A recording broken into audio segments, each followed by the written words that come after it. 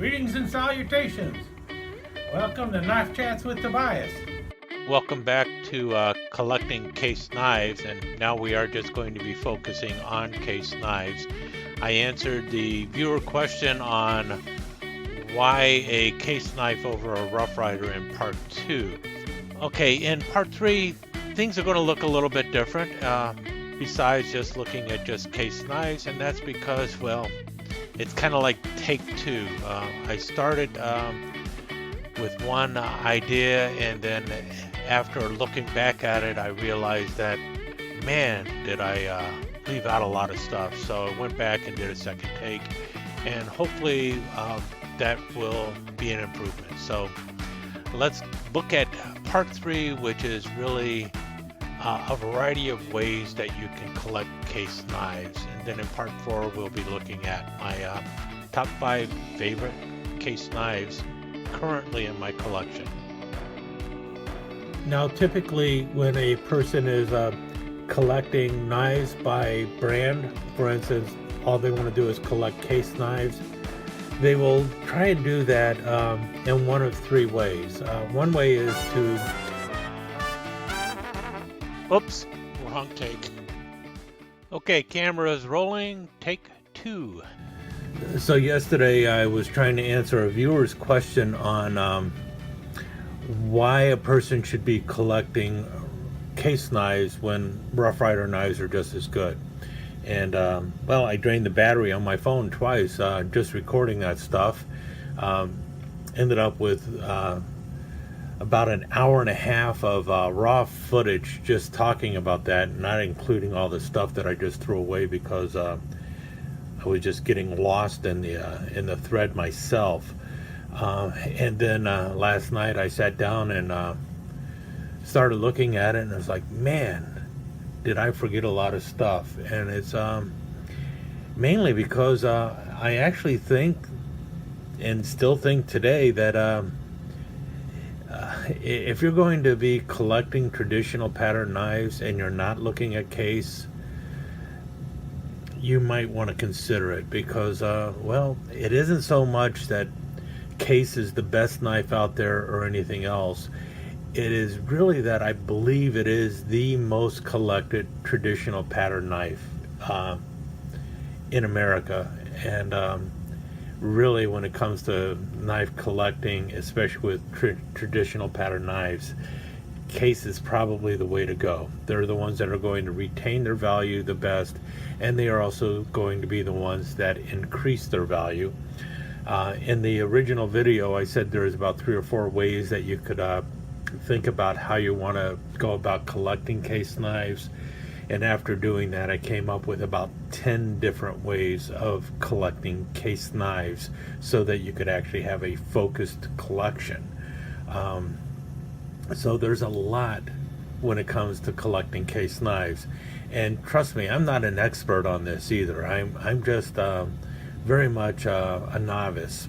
But I was basically introduced to case knives back around 1984 or so. Now, I think I've told this story a couple times before, but basically back around 1985 or so, I was visiting my uncle who lives in Kentucky, and we got on the subject of collecting knives. I was really a novice in it. At the time, I probably had about 8 or 9 knives, most of them Camillus brand knives. That's really what I was looking at, and most of them were military style knives. And in any case, my uncle asked if I wanted to see his collection of case knives. And I gotta be honest with you, I really didn't know a whole lot about case knives at the time.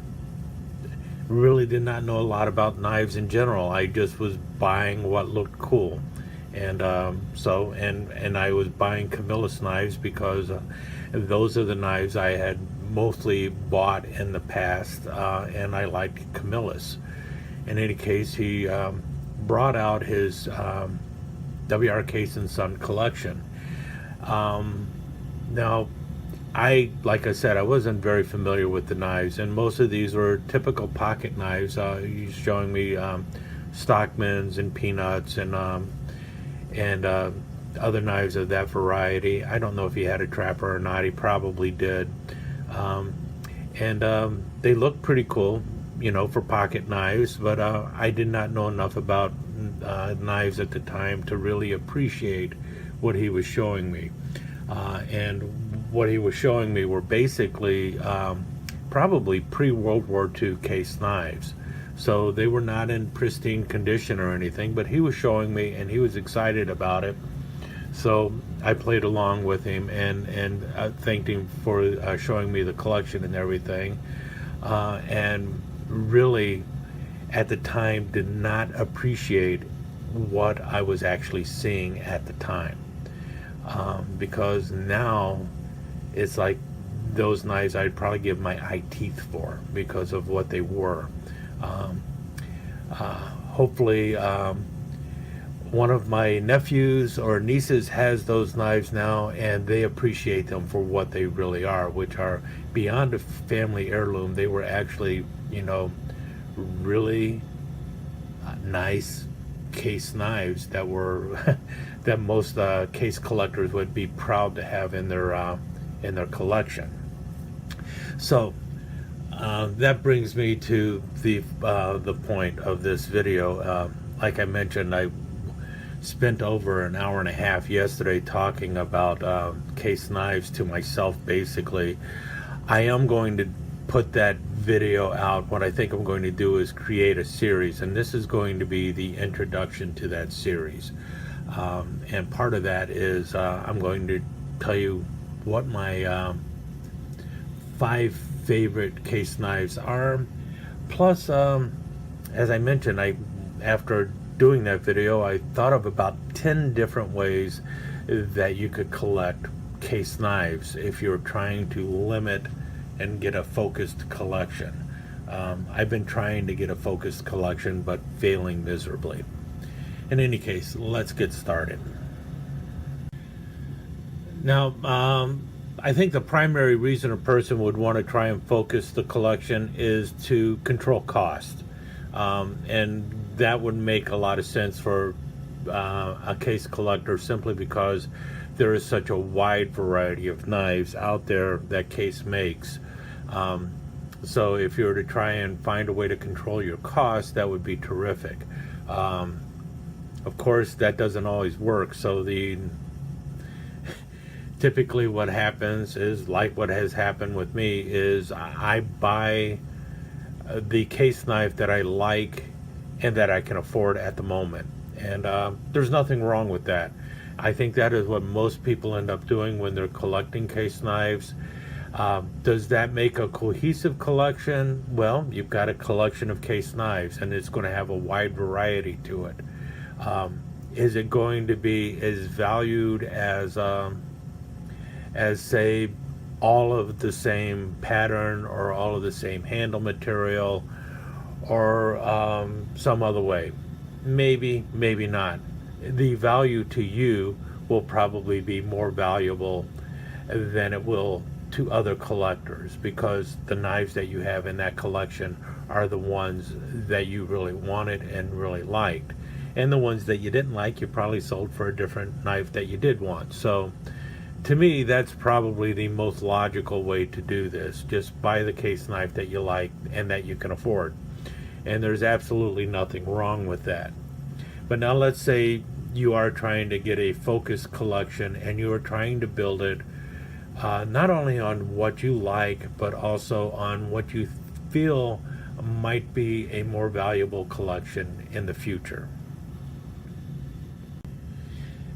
Now, all of these are just my thoughts, and take it for what it's worth. First option would be seek out the knives that Tony Bose made for case. Those knives, especially now that Tony Bose has passed away, will probably increase in value. So if you wanted to create an interesting case knife collection, especially if you're looking at some of the more modern knives and you're not looking at older knives and stuff, you probably would not have a real problem with just going out there and seeking out the knives made by Tony Bose for Case. So that would be one way of doing it, a Case Tony Bose collection. Another option, and let's face it, the whole reason Case does this is because it is for the collector's market, and that is the Case vault knives. I know that people have been doing it since Case introduced the program where they're going to grab a Case vault knife every year, or they're going to try and get every knife that came out of the vault that year. Now, they make numerous knives from coming out of the vault. I think if you're trying to get just one particular pattern out of the, or I'm sorry, one particular handle material, because the pattern changes with every year, with every vault release. I think the material you'd probably have to grab if you wanted a matching set out of the vault is probably the peach seed jig bone knives that come out of the vault, because every year they do have one in the amber peach seed jig bone, or at least I think they have so far. So that might be a way of doing it if you were just limited to just getting one knife out of the vault. But the other thing you could do is just, you know, grab any particular knife out of the vault that year and say, you know, this was the vault pattern for whatever year. So for instance, like last year, 2020, it was the Pocket Hunter. The year before that, 2019, it was the Barlow. I think 2018 was like the doctor's knife. We're in 2021 now, and it is the standard copperhead, I guess you could call it. I'm not a person collecting everything out of the vault, so I don't have all of those knives, but that would be one way of collecting Case knives, and it would be a totally respectable collection over time. And because you could limit it to just picking up one knife a year, you're talking about a $60 or $70 investment, or even less than that, every year. And that is something that is probably not cost prohibitive to most people, you know, picking up one $60 knife a year. And that brings us to another one of those things where it's like you're picking up one $50 to $70 knife a year, and that is the Case Christmas Trappers. Every year it seems that Smoky Mountain Knife Works releases a Christmas Trapper. Now, they've been doing that for some time, so if you did not get on board right at the beginning, getting the older ones is going to be somewhat expensive, because people like to hold on to those. On the bright side, there are also knives that are not normally used, so if you're getting one of the older ones from somebody, chances are it is in mint condition if it was stored properly. So that's another option for collecting Case knives, is just pick up the Christmas Trappers every year. Or you could grab some other holiday series every year. Now, the next one is collecting it by handle material.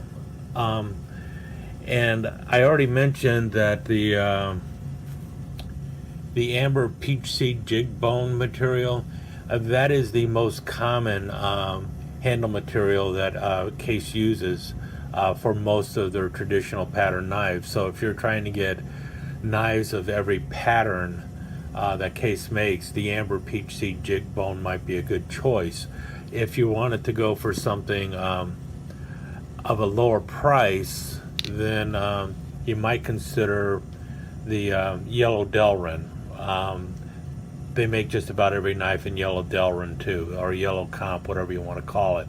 This is the only one I have. It's not a material that I collect, and I picked this one up because of the wall drug stuff on there. I already talked about that knife in another video. But yellow Delrin or peach seed jig bone would be common materials that just about every knife is made in. However, if you wanted to grab something else that would be kind of interesting, you could also go with the Case Exotic series.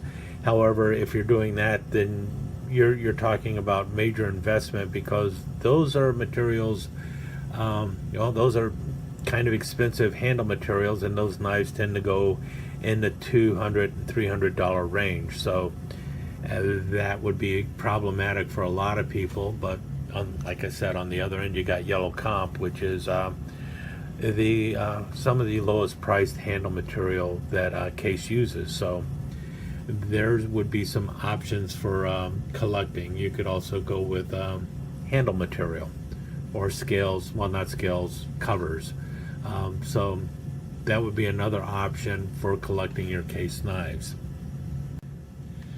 Now, I'm a pattern type of collector. I prefer to collect knives by pattern, and so the brand is not as important to me as the pattern is. So that is an idea also, though, with Case knives. If you were looking for collecting Case knives by patterns, what I would suggest doing in that case is grab a pattern that is kind of unique to Case.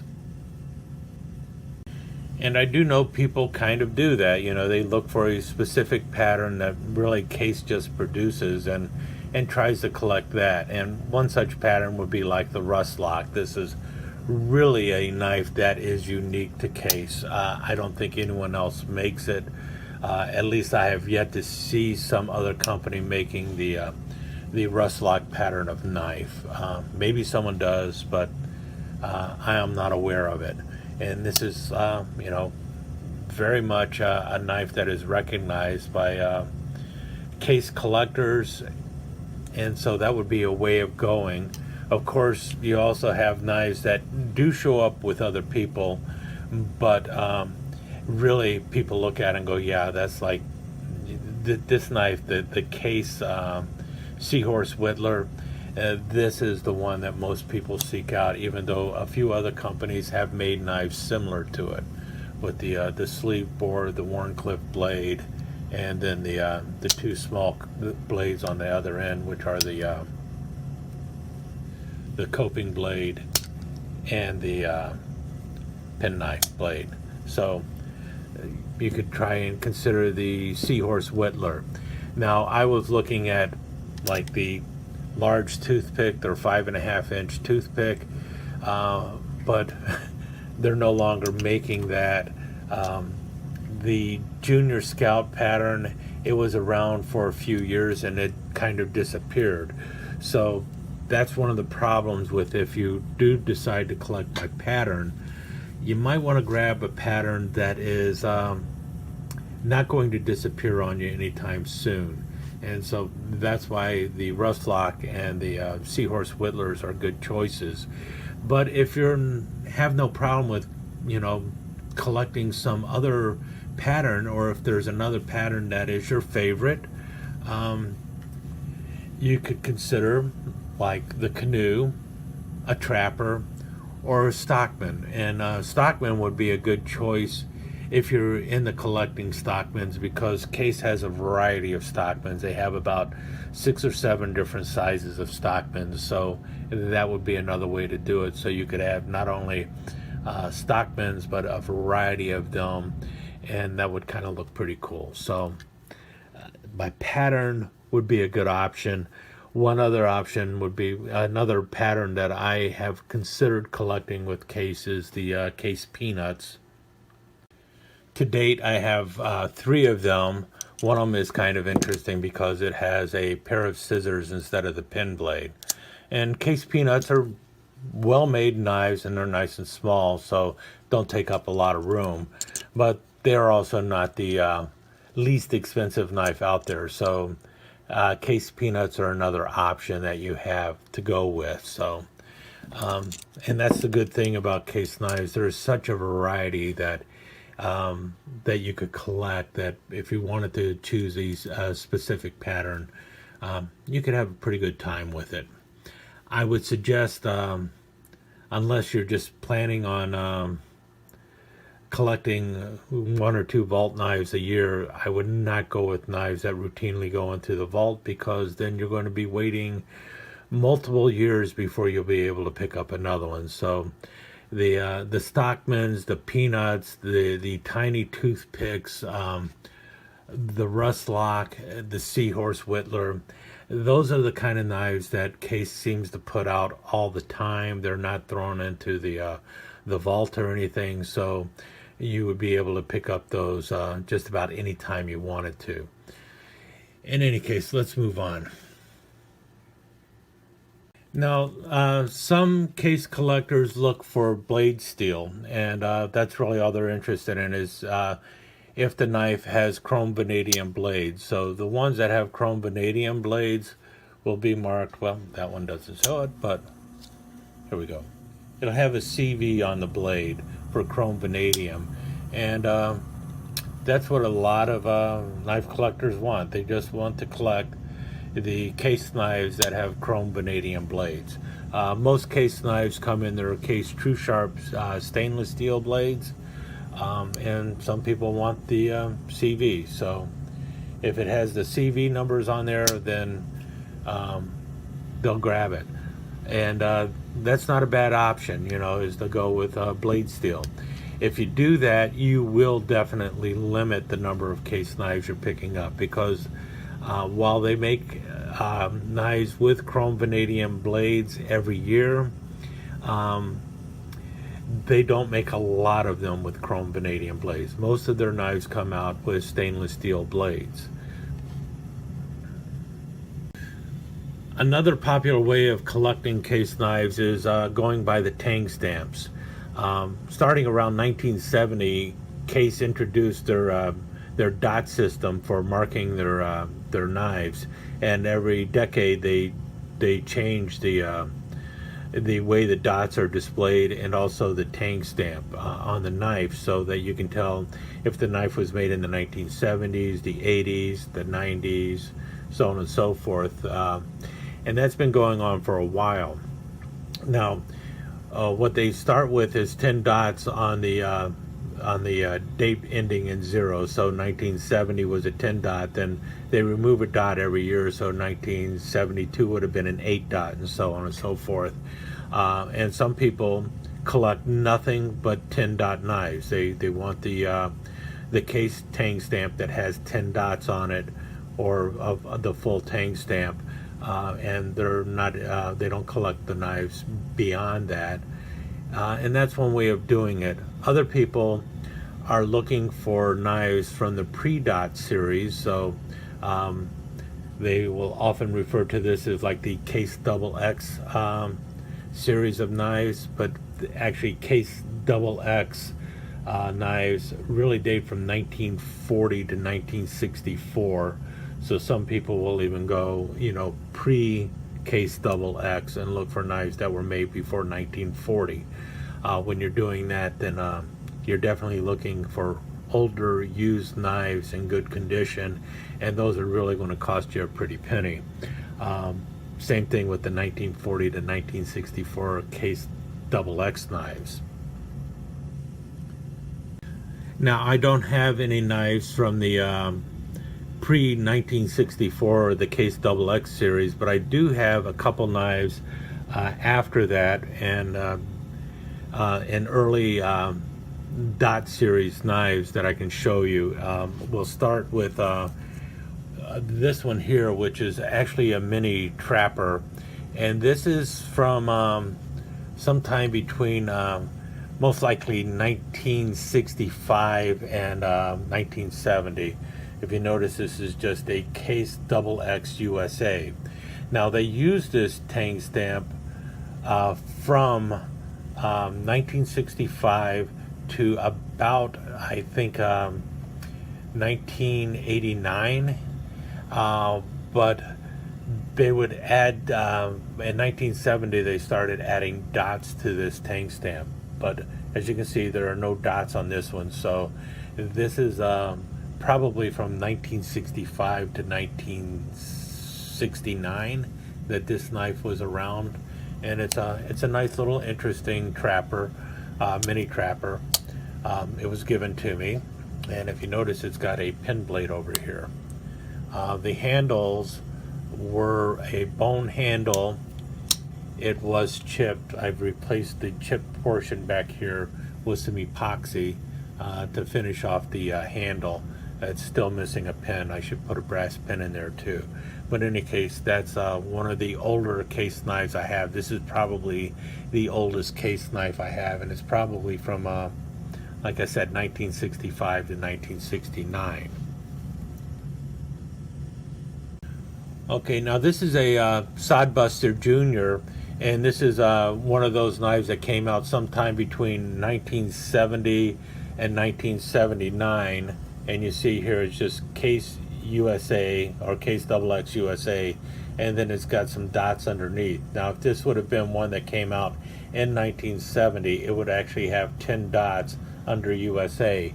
As it is, it only has 6 dots there, and which makes this a Case XX USA that came out in 1974. And so nice little Sodbuster Junior from 1974, and featuring nice carbon steel blades. So this would be a CV knife also. In this time frame, it would have probably been a 1095 chrome vanadium steel. And here's a 1970s era case knife also. This time it's an Eisenhower, which is not a pattern you see every day. I wish Case would put this knife out every year. If they did, I'd be buying Eisenhower knives.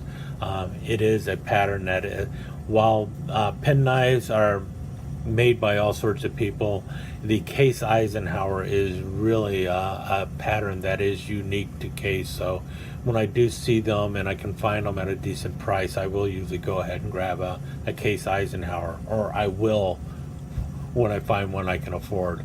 This is currently the only Case Eisenhower I have, and if you notice, this is a little different because it says Case XX Stainless USA, and then it's got the dots underneath the USA, and if you can see there, it's 4 dots, and this is actually from 1976. You see there, Case XX Razor Edge on the steel. There you have the other blade. So nice little Case Eisenhower from 1976. And finally, another one of my older knives. And at first glance, when you see this knife, it's like, this is pretty cool. I think this is the antique green smooth bone, or that might just be all truly pocket worn, but it is a nice what they call green bone, even though it is brown. See the little notches in there. Pretty cool little Congress, and not in the world's greatest shape, but then at the same time, I paid nothing for it. It was given to me, so I really cannot complain. And at first glance, when you open this, the front blade, you see here it says Case XX USA, and there's no markings underneath there. So when you first see that, you would expect that this knife would also be one from sometime between 1965 and 1969, because there's no dots running on there. However, like I mentioned, this Tang stamp was used all the way up until around 1989, and the difference is you'll see this, and you'll see when I'm pointing that out in just a second, but notice it just says there's no dots on this blade, but when you go to the second blade on here, now you see Case XX, and there's 10 dots between the Case XX and the USA underneath. This is the way they started marking the knives in 1980, and after that they would end up removing a dot each year. So this is actually a Case 10 dot from 1980 in the Congress pattern. So kind of a cool little knife. Hopefully that explains a little bit about how those dots all work. After 1980, so it's beginning in 1990, Case would change this Tang stamp completely. It no longer had the Case XX USA, and that face, it would be a different face starting in 1990. So 1970 and 1980 dot knives have this similar Tang stamp.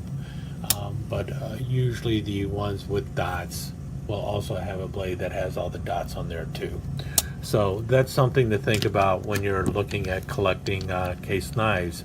The Tang stamp becomes very important for the collector of case knives, and the ones that are most valued are the older Tang stamps, obviously, and the ones that have 10 dots. So if you're thinking that you're trying to collect case knives based on potential resale value or potential value later in life, and not the just the pleasure of collecting the knives, then you might want to lean more towards 10 dots and earlier case Tang stamps.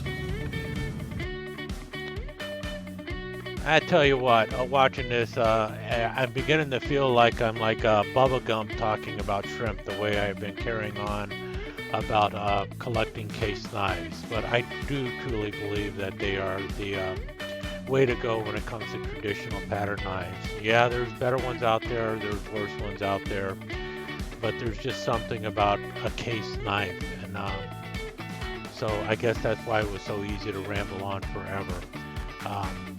I hope you've enjoyed the ramble so far. In part 4, I will be talking about my top 5 favorite case knives currently in my collection. Will that change? It's probably already changed by the time this has come up, but it was my top 5 that day. In any case, hope to see you again for part 4, which will be airing on Wednesday. Hope you've been enjoying the ride. Talk to you again soon. Let me take just a second to thank you once again for dropping by and spending a few minutes here at Knife Chats with Tobias. I really do appreciate it, and I do appreciate any comments that you leave. So please remember to give me that thumbs up, and also don't forget to subscribe and ring that notification bell so you'll know when the next episode is up and running. Thanks again for dropping by. Really do appreciate your time here.